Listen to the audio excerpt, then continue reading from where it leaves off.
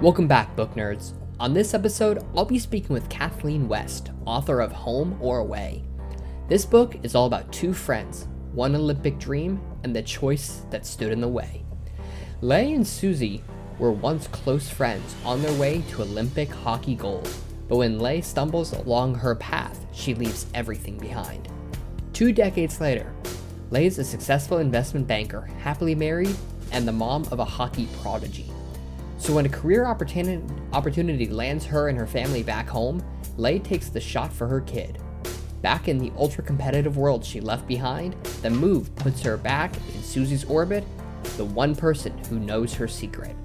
Let's get to it and get to know more about Kathleen and her new book.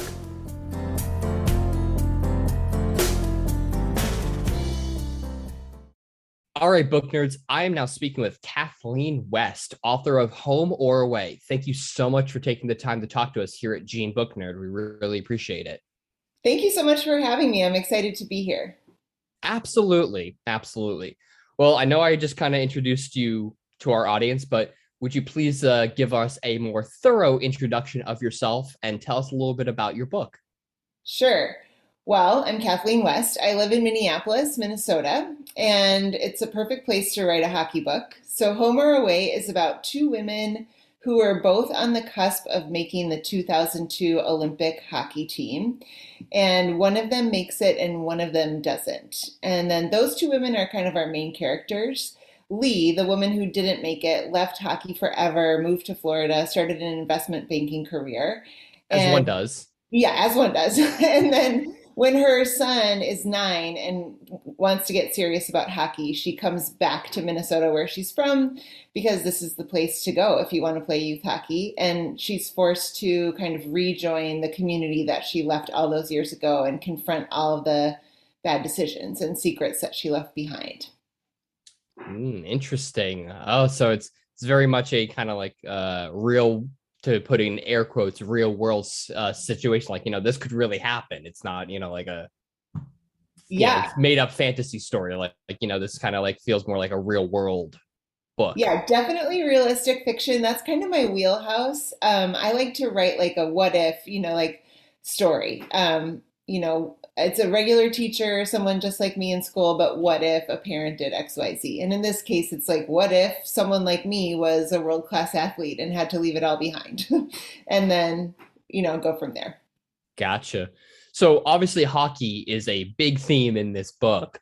What was the reasoning for choosing hockey versus a different sport? Are you a big hockey fan? Did you not really know much about hockey? Well, tell us about that. Well, I'm from Minnesota, so this is the state of hockey. And I think Ah, we have the most NHL players are like from Minnesota more than any other state, things like that. ex- And hockey is a really big part of our like school culture here and youth culture. It's a really big youth sport here. And I am a hockey mom. I never meant to be a hockey mom, and if it had been up to me, I probably would have kept my kids from learning to skate. But they did learn to skate, and they fell in love with the game. So I've spent the last 10 years in the rink as well. Even so, like I'm not a hockey expert, and I had to do a lot of research for this book, learning about coaching, learning about playing, and interviewing people who are much, much better at the game and much more experienced than I am. But Minnesota and hockey kind of go together, which is why I decided hockey and not something else. no, that makes perfect sense. I'm not a the biggest sports guy, but I definitely know Minnesota's definitely like if for hockey in the US, Minnesota's like the place to be. So Yeah. And also something about hockey that makes it interesting is that you have to start really young. Like other sports, like I grew up as a runner and that was my sport, track and cross country. You can kind of start that anytime and still be good at it as long as you have like aerobic fitness. But hockey is so specialized. Like if you don't start very young, like 2, 3, 4 years old, you're already behind. It's very hard to catch up. So it has kind of an intensity to it that other sports lack, which I thought was important for the characters. interesting. I never knew that. Can you tell us a little bit about why, just for someone who knows absolutely nothing about sports, really, why is it that hockey is a sport you have to start really, really young? What makes it different? I think because there's so many discrete skills, like other sports, like lacrosse, for instance, or other kind of land sports, can pick up like one set of skills, but I think the skating aspect of it gives it like two sets of skills. You know, you have the skating skills plus then the stick handling skills and like the gameplay skills. And it's one of those things where the more experience you get really young, the more savvy you are as a player, and it's just very hard to catch up. I kind of liken it to people who learned how to swim all of their strokes when they were young. Like if you're a swimmer, I think it's very hard to become a fast swimmer if you didn't take swimming lessons as a little kid. Kind of like that. Okay, interesting, interesting. Did not know that. So in your research of, learning more about the game, and did you have to watch a lot of hockey games? Did you talk to anyone interesting from the hockey world that, people, might not know much about, or, someone surprising? Yeah, it was really fun to write a book about the Olympics because I needed to talk to some Olympians, and I had never really met an Olympian in real life. It's kind of like you can't believe that these people actually exist. But if you start asking around, and the Minnesota hockey community is pretty small, and my kids have had a lot of coaches over the years, and I've been like a reasonable sports mom, so they still speak to me.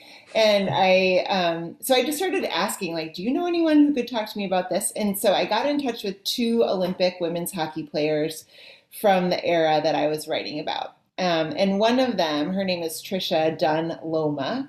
She's a three-time medalist from 1998, 2002, and 2006. So I got to interview her all about like what training camp was like and being on an Olympic team and just kind of hearing her vibe, like what kind of intensity it took to reach the highest level. That was really valuable for me. No, absolutely. I could only imagine talking to an Olympian and just be like, so yeah, you might know a little bit about the sport. Yes. And like she has three Olympic medals just like in her closet. I was like, where do you keep the medals? Like, where are they? And are you just a normal person? Like, do the people from your team, like in 1998, do they all have like regular jobs now? Would it be because one of my characters was on the Olympic team and now she teaches PE at the middle school. And I'm like, is this something that you would do? And she's like, yeah, there are teachers who were on the Olympic team. Like they go on to have these normal lives. I don't know. I think that would be really weird. It was fun for me Yeah, to think about like the focus that it takes and the excellence it takes to do that, and then what you do with that energy when your career is over.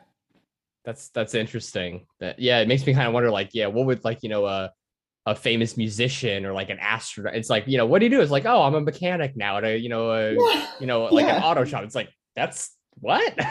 I know. It's like living a different life. Yeah, absolutely. So in this book, between your main characters and all the other, I don't know how many characters there are in total. Probably a lot, especially with, dealing with teams of hockey players and everything. There's a lot of tension in the story.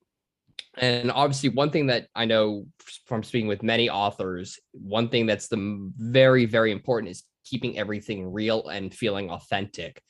So, especially in, a lot of the situations that these characters are in, how do you go about keeping the tension and the emotions and kind of what these characters are going through and feeling real, but also keeping it kind of like all flowing and natural? Yeah, that's a great question. And it takes a long time for it to get there for me, lots and lots of drafts. In this book, I have four point of view characters. So we have chapters like where we're in somebody's head, and there are four characters whose heads we're in. And all of those characters, when I'm thinking about tension and flow, they all have to have an arc. Like things have to get worse for all of them and then eventually resolve and get better. Like it has to all kind of work out. And so that is a process where like I might make a spreadsheet and I have like, okay, this is when a bad thing happens to this person and then a bad thing happens to this person and then things might get better here. And it takes a lot of finessing and reordering of those things to get it right. A challenge for me is that I come to like these people so much that I don't want bad things to happen to them, but bad things have to happen. My husband is an early reader for me, and he's like, oh, the person just keeps making so many mistakes. I'm like, well, how many books have you read about a person who's having their best day? Like, that's not an exciting story. I mean, that's So, not life in general. It's like how yeah, many, it's like I make bad mistakes. Everyone does. It's like no one right. goes through life perfect. I mean, that's real. So putting, making sure that I have enough things, obstacles in their way. And I think a big part of it is understanding what each person really wants and what they need and whether those are the same things or different and how they're going to learn that lesson. And it takes time. Like I can write down what I think that's going to be at the beginning of the book, but I can write like 60,000 words and things have changed because I've been surprised by the characters as I go. So it's kind of a mix. So as you're writing, so when you start planning the book, do you kind of figure out what the beginning, the middle, and the end is, or you just come up with the beginning and then just let the characters in the story unfold and just see where things go? Do you kind of like just see where it goes and say, okay, that's where it ended up, or do you kind of try to guide the story and like make it get to a certain point, or how's that work? I usually try to write a synopsis where I have an idea of the beginning and the middle and the end. And then that takes me so far. And then usually I veer off course at some point because I realize that something isn't going to work or a character that I thought was going to be really compelling isn't, and that person isn't going to be in the book anymore, or something kind of big happens. It's almost like I'm living my own story on the outside, writing it, and then I have to just adjust. I'm developing another project right now, and I'm really trying to take what I've learned from writing three books already and put it into like the best outline ever. But even as I'm doing it, I just know, okay, what's going to happen is this is going to take you to 50,000 words, and then you're going to be like, oh my gosh, what am I doing? I have to start again. But at least then I have something like a little bit of hand holding to get me going. Um, Otherwise, it just feels so daunting to face a blank page that you know you have to fill, and then the next one, and then 300 after that. Yeah, just get one page done and then the next one and then the next 300. Right. Easy. Perfect. Easy. No problem. And it has to make sense for other people to read it. And enjoy. Yeah. Absolutely. So I know when I was looking at the book and learning more about it, you discussed the male and female dynamics within sports and hockey, and how I know one part of the book, you say, quote unquote, call her one of the kids a female athlete instead of just an athlete. And I want to know what your thoughts are on that sort of dynamic and that issue in the real world versus how it's portrayed in the book. And, having men and women both seen as just athletes and equal. Yeah, it's a big issue, especially in women's hockey. Women's hockey, and this is another reason why I picked hockey. It was just coming to prominence, like it just became a high school sport in the mid to late 90s in Minnesota. So it's really relatively new that girls were playing hockey. So my main characters were on the front end of elite women's hockey in the United States. And I mean, I think the issues about equality in sports you can find all over the place. They've been in soccer recently. Oh, yeah. Yeah, basketball recently. Like every place you look. And I mean, I